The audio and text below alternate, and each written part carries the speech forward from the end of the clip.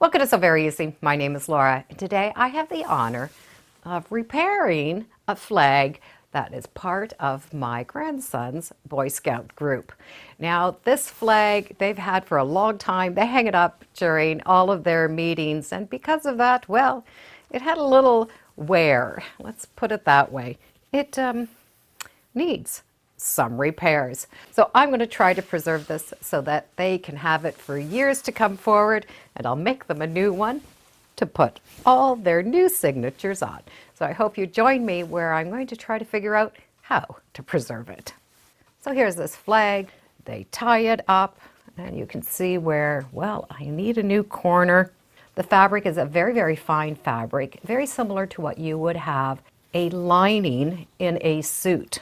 There are some holes, some areas where the fabric is just very, very weak, and a lovely big tear. And when we look at it, of course, it is well loved, which means it is dirty.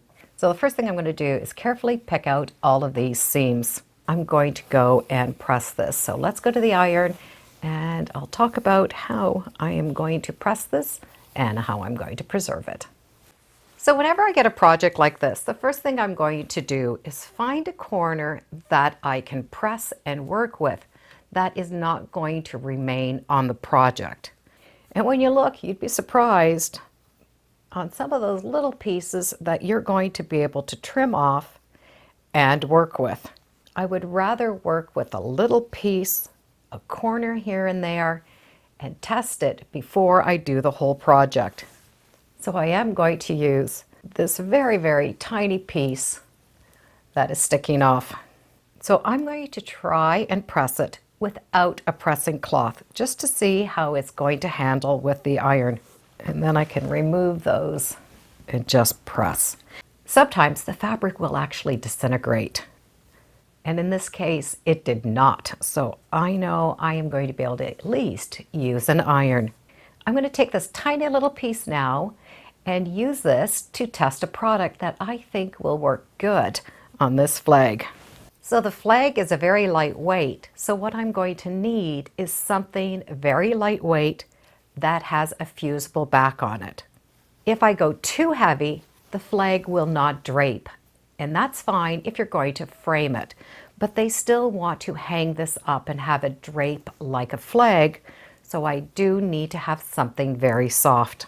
So the first thing I'm going to try is this Quilter Select Fabric Prep. It is a very, very lightweight, fusible polyester fabric. It is designed to put on the back of fabric. You can hand quilt through this, embroider through this. It's very, very light. It does not change the drape, so I think this is going to work. But I'm not going to do the whole thing. I'm going to use my tiny little sample first.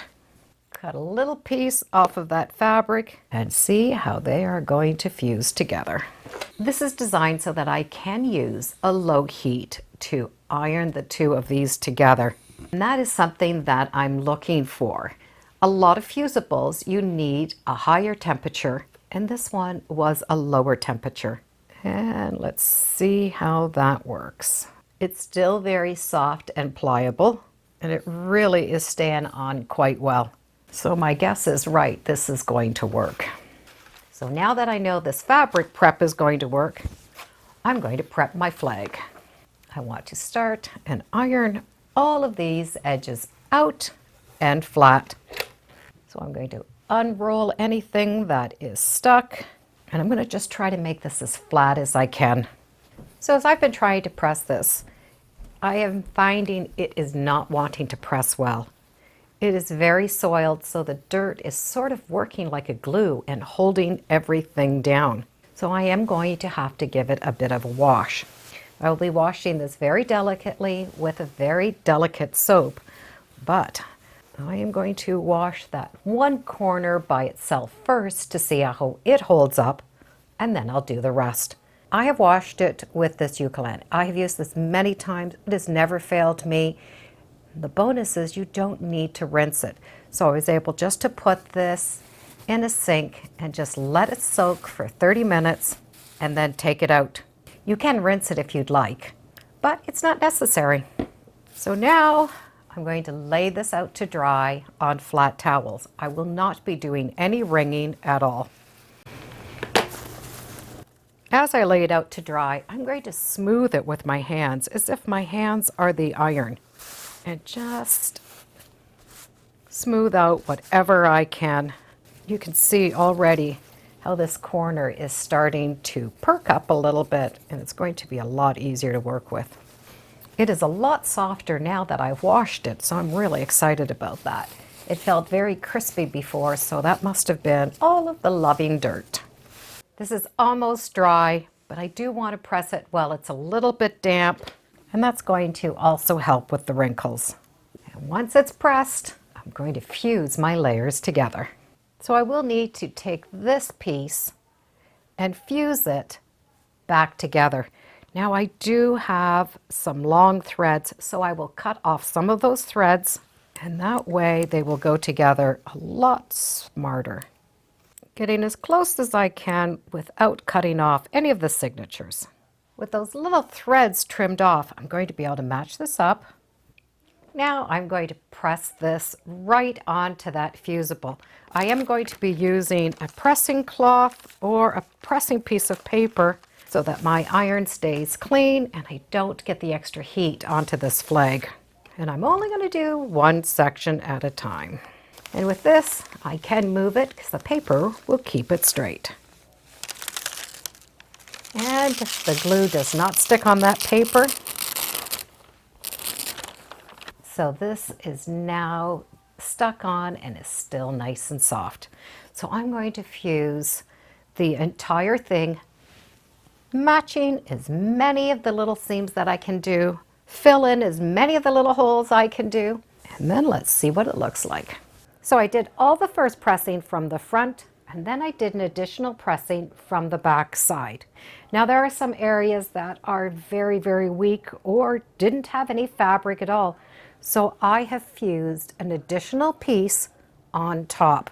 It's light enough we can see through it, but it will give the stability.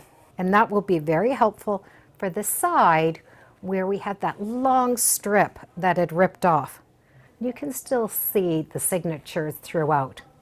So from here, I am just going to trim off those edges, and then I'm going to fold those seams and get it as close as I can to the original size. 3 sides did have a rolled hem, but this one edge had a thicker piece, and that was so a pole could go inside. So I'm still going to make it so that they can put a pole, but on the corner, I am going to put some tie strings so that they can use those instead of the pole. So all of those edges have been restitched down. And here's the edge where I have 2 pieces so that flag was sandwiched in between.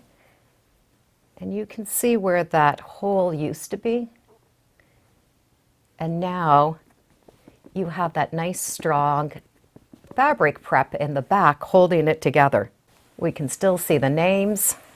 And for the corner, here's that area that there was no fabric. It was a big chewed corner. So I was able to put that all together. I have the sleeve there for the pole, and I have stitched on a hanging cord. And there is that double corner. So I have fabric on the top and on the back, and that's really going to support this corner. So the flag still drapes beautifully, and the fabric prep on the back you really don't see. It's there, it's just a little white. It actually make the names even pop up more. So we were able to save the names, save the flag, and they're going to be able to hang this up for memory for years to come. I will put a link in the description to some of the products that I used. Not that you will ever have to repair a flag like this, but it's kind of nice to know that there are products out there that we can use to do these things. After all, I never thought I'd have the honor of repairing a flag either. Thank you for joining me today on So Very Easy. Feel free to subscribe. I'm on Facebook, Instagram, and I do have a newsletter. It's all free under So Very Easy. And be sure to make every day a so-tacular day. Bye for now.